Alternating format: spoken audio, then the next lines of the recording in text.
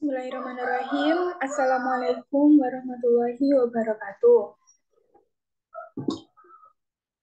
Perkenalkan, nama saya Rio Rica Risma Putri dari Program Studi Ekonomi Syariah Sekolah Tinggi Agama Islam Muhammadiyah Tulungagung. Di sini saya akan mempresentasikan tugas dari sejarah dan pemikiran Islam dosen pengampu Ibu Mei Santi. Baik, yang akan saya bahas di sini adalah pemikiran ekonomi Al-Ghazali. Sebelumnya mohon maaf karena ini dari Canva, saya simpannya itu PDF, lalu saya ekspor ke PPT. Jadi agak terpotong. Baik, langsung saja pemikiran ekonomi Al-Ghazali.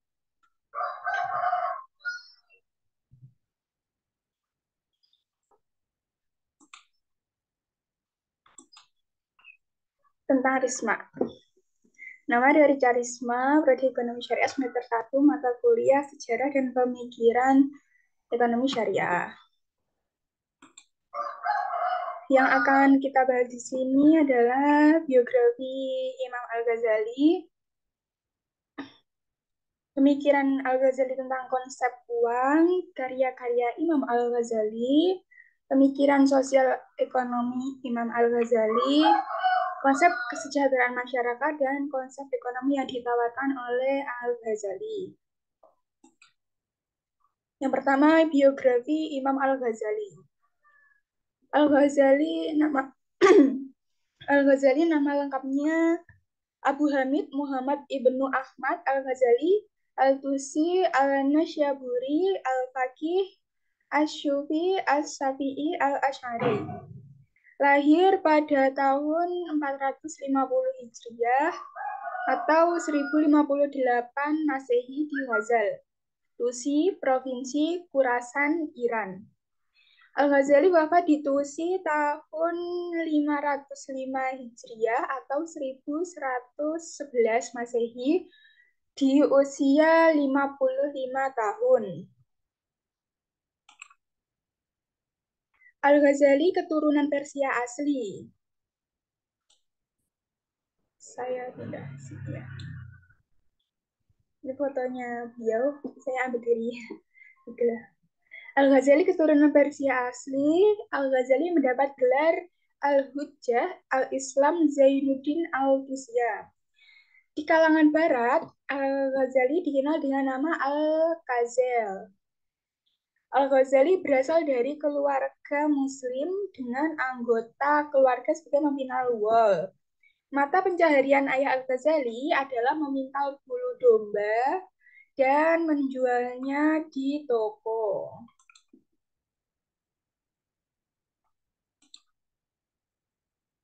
Lanjut ke karya-karya Imam Al-Ghazali. Karya-karya beliau ini sangat banyak dalam bidang akidah, dalam bidang fikih, dalam bidang filsafat, tasawuf, akhlak, filsafat, dan logika, dan di dalam bidang ilmu Al-Quran.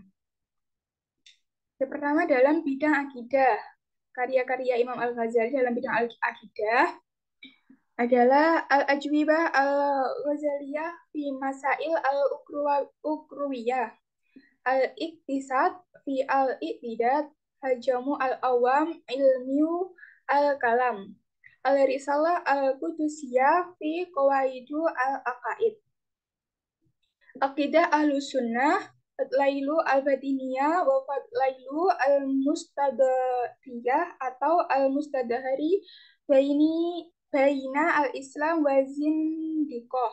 Dan yang terakhir dalam bidang akidah ada Al-Qistos Al-Mustaqim. Dalam bidang fikih, karya-karya Imam Al-Ghazali ada Asra Al-Hajj dalam fikih Al-Salafi, Al-Mustafa fi ilmi al-usul, Al-Wajh fi al-furu.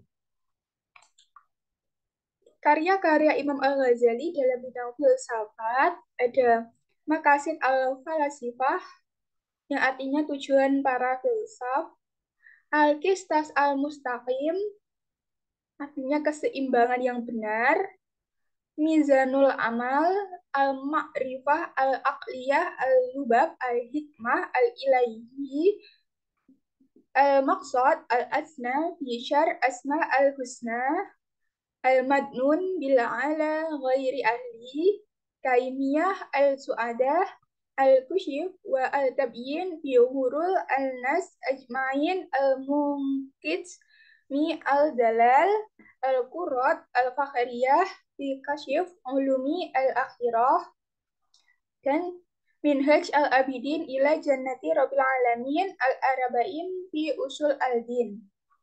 Karya-karya Imam Al-Ghazali dalam bidang Al-Quran ada Awair Al-Quran, Yakut At-Ta'wil fi Tafsir Al-Tans. Udah, habis. Terus karya-karya Imam Al-Ghazali dalam bidang tasawuf. Ada Ihya Ulumuddin. Ini karya beliau yang sangat terkenal, yang artinya menghidupkan ilmu agama. Dalam bidang tasawuf, Kimi As-Sa'adah, yang artinya akhirnya kebahagiaan. Mizan Al-Amal, kriteria tindakan.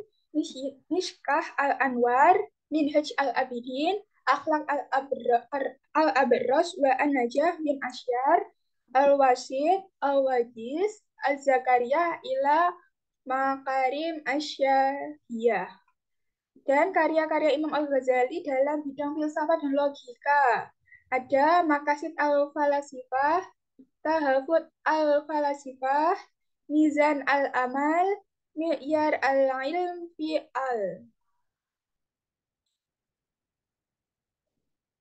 Dan yang terakhir, karya-karya Imam Al-Ghazali dalam bidang akhlak. Al-Ghazali juga merintis beberapa karya ilmiah. Di antaranya, Ayuhal Al-Walad, Al-Adab fi Al-Din, Hidayatul Hidayah, Jawahir Al-Quran, Al-Risalah Al-Laduniyah, Fatihat Al-Ulum, Al-Kashfu wa Al-Tabyin, Bihurul Al-Khalaki Ajmain, Miskat Al-Anwar, Minhaj Al-Abidin, Ila Al-Jannah, Mizan Al-Amali, Kimia Al-Sa'adah, Al-Mas'ud, As-Asna, Fi Syahri Asma Allah Al-Husna, Raudatul Al-Talibin, wa Umdatul Al-Salikin. Itu karya-karya Imam Al-Ghazali. Selanjutnya, pemikiran Imam Al-Ghazali tentang uang. Dilatar belakangi oleh banyak permasalahan ekonomi yang terjadi dalam sistem barter atau tukar-menukar barang. Fungsi uang menurut Al-Ghazali ada 3. Yang pertama, Qiyam al-Dunya atau satuan hitung. Yang kedua, Hakim Mutawasid atau mengukur nilai barang. Yang ketiga, Al-Muawidlah atau alat tukar, medium of exchange. Lanjut, pemikiran Imam Al-Ghazali tentang uang. Al-Ghazali menjelaskan bahwa kebutuhan dasar atau basic needs, termasuk juga alat-alat rumah tangga yang diperlukan, contohnya furnitur, pernikahan, alat-alat untuk kebutuhan membesarkan keluarga, dan beberapa aset. Al-Ghazali juga memperkaya ekonomi Islam dengan topik bagian kerja atau division of labor dan teori evolusi uang.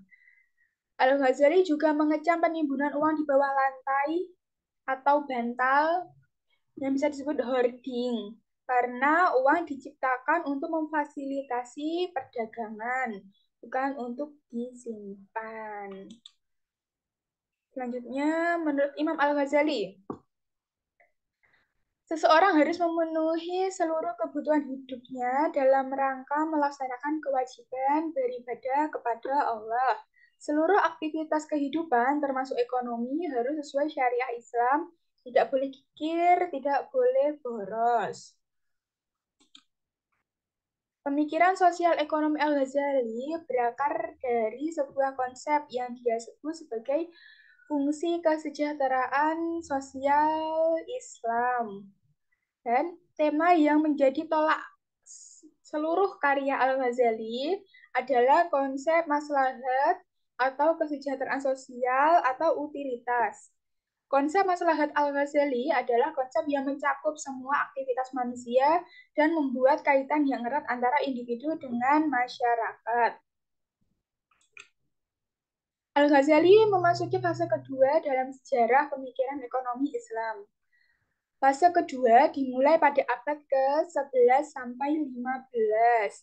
Pada fase kedua, banyak tindakan korupsi di kalangan penguasa dan disertai dekadensi moral yang mengakibatkan kesenjangan semakin lebar antara si kaya dan si miskin. Al-Ghazali menerapkan sistem ekonomi Islam dengan pendekatan tasawuf. Nah, apa itu tasawuf?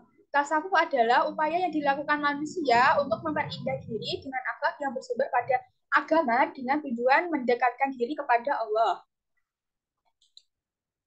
Konsep kesejahteraan masyarakat.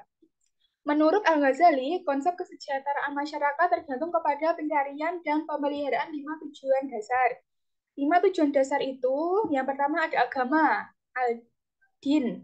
Yang kedua ada hidup atau nafs. Yang ketiga adalah keturunan, nasab. Yang keempat adalah harta atau mal. Yang kelima akal, akal. Selanjutnya, konsep ekonomi yang ditawarkan oleh Al-Ghazali. Yang pertama, pertukaran sukarela dan evolusi pasar.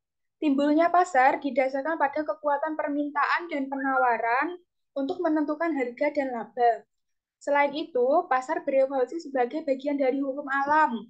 Segala sesuatu, yakni sebuah ekspresi berbagai hasrat yang timbul dari diri sendiri untuk saling memuaskan kebutuhan ekonomi. Yang kedua, aktivitas produksi. Aktivitas produksi menurut kepentingan sosial dan menitik beratkan perlunya kerjasama dan koordinasi, serta fokus utamanya adalah tentang jenis aktivitas yang sesuai dengan dasar-dasar etos Islam. Konsep ekonomi yang ditawarkan Al-Ghazali yang ketiga, produksi barang-barang kebutuhan dasar sebagai kewajiban sosial. Al-Ghazali menganggap bahwa kerja sebagian dari ibadah seseorang. Yang keempat adalah barter dan evolusi uang. Menurut Al-Ghazali, salah satu penemuan terpenting dalam perekonomian adalah uang. Uang mengatasi permasalahan yang timbul dari suatu pertukaran atau barter. Lanjut, konsep ekonomi yang ditawarkan oleh Al-Ghazali.